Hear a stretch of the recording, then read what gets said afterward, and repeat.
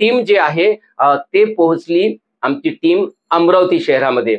अमरावती शहरामध्ये सुद्धा आम्ही जे आहे विशेष करून आम्ही बस स्थानकावर एक आम्ही शो केलेला आहे त्या एसटी बस स्थानकावर. कारण बस स्थानकावर जे आहे संपूर्ण जिल्ह्यामधून लोक येतात, त्यामुळे आम्हाला प्रत्येक गावामध्ये जायची गरज पडत नाही आणि प्रत्येक गावातून अमरावती शहरात येणारा जो मतदार आहे तो आम्हाला त्या ठिकाणी भेटला आणि त्या ठिकाणी आम्ही शो केला. तेव्हा त्या ठिकाणी सुद्धा आम्हाला अमरावती मधला जो कल आहे तो अमरावती मधला कल असा भयंकर असा म्हणजे एक लाट असल्यासारखी त्या ठिकाणी दिसला. म्हणजे तो लाट म्हणजे काँग्रेसचे उमेदवार बळवंत वानखडे यांच्या बाजूनं तुफान असं युवकांमध्ये जोश होता की बळवंत वानखडे, महिलांमध्ये जोश होता की बळवंत वानखडे आणि इतर नागरिकांमध्ये सुद्धा म्हणजे बळवंत वानखडे असा जोश होता. आम्ही काय त्यांना विचारलं का बळवंत वानखडे का, पण बळवंत वानखडे हे जमिनीवरचे नेते आहे, ते किसान नेते आहे, ते सर्वसामान्य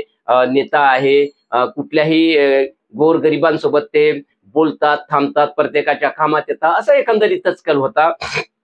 आणि नंतर आम्ही त्यांना ते पण विचारलं की नवनीत राणा सुद्धा एक जे म्हणजे नेता आहे, उमेदवार आहे, ते सुद्धा सक्षम आहे, आवाज उठवतात, त्या नेत्या लोकसभेमध्ये आवाज उठवतात आणि खूप मोठ्या प्रमाणात अमरावतीचं नाव सुद्धा एक त्यांच्या खासदारकीमुळे असं गाजलेलं आहे. म्हणजे असं सुद्धा आम्ही त्यांना विचारलं, पण नेमकं त्यामध्ये त्यांचा एक रोष तिथे दिसून आला की नवनीत राणाला सुद्धा आम्ही मागच्या वेळेस म्हणजे 2019ला आम्हीच मतदान करणारे होतो. कारण नवनीत राणा तेव्हा अपक्ष होत्या आणि तेव्हा त्यांना राष्ट्रवादी काँग्रेस आणि काँग्रेसकडून समर्थन देण्यात आलं होतं आणि आम्ही स्वतः मतदान केलं होतं.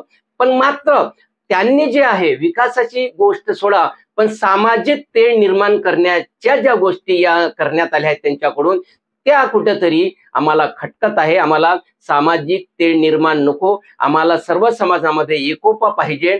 या कारण भारतीय राज्यघटनेनुसार सर्वांनाच समान अधिकार दिलेला आहे आणि ते आम्हाला पाहिजे असं काही अमरावतीकरांचं त्या ठिकाणी म्हणणं आलं आहे. कारण तुम्ही बघितलं असेल की नवनीत राणांनी हनुमान चालीसा जो वाचला होता ते उद्धव ठाकरेंच्या घरासमोर वाचला होता. त्यामुळे जे लोक जे आहे, बरेचसे जे लोक आहे ते नाराज झाले आणि एकंदरीत त्या हिंदू मुस्लिम असं वातावरण निर्माण करतात. त्यामुळे जे आहे लोकांची त्या ठिकाणी मोठी नाराजी आहे. आम्ही नवनीत राणासोबत भेटण्याचा प्रयत्न केला. जेव्हा त्यांना फोन केला तेव्हा त्या शिरसगाव कसबामध्ये सभेला होतात, पण त्या तेव्हा मिळालेल्या नाही. आम्ही पुन्हा त्यांच्या ऑफिस पर्यंत पोहोचलो आणि त्या ठिकाणी नवनीत राणाचे जे पती आहे रवी राणा त्यांच्यासोबत आम्ही बोललो.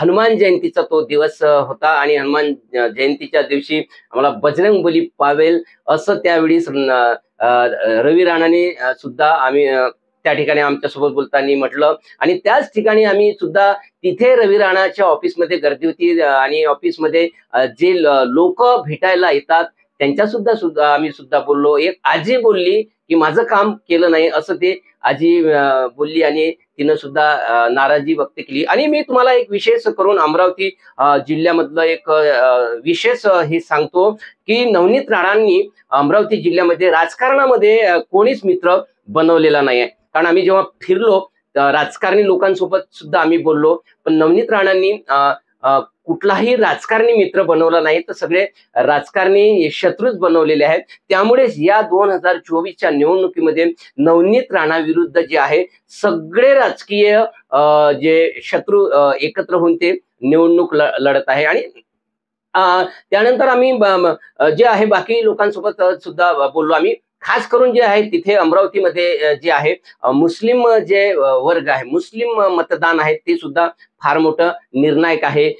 बुद्धांचं जे मतदान आहे ते सुद्धा फार मोठं महत्वाचं या ठिकाणी ठरणार आहे. आम्ही मुस्लिम एरियामध्ये जे आहे इतवारा बाजार फेमस बाजार आहे तिथला मुस्लिम, तिथे सुद्धा आम्ही एक शो केला आणि मुस्लिम कम्युनिटीचं काय मत आहे ते सुद्धा आम्ही जाणून घेतलं. पण त्या ठिकाणी सुद्धा आम्हाला असं कळलं की मुस्लिम मतदान जे आहे यावेळेस सगळं जे आहे पंजाकडे किंवा बळवंत वानखडे यांच्याकडे आम्हाला जाताना त्या ठिकाणी दिसले.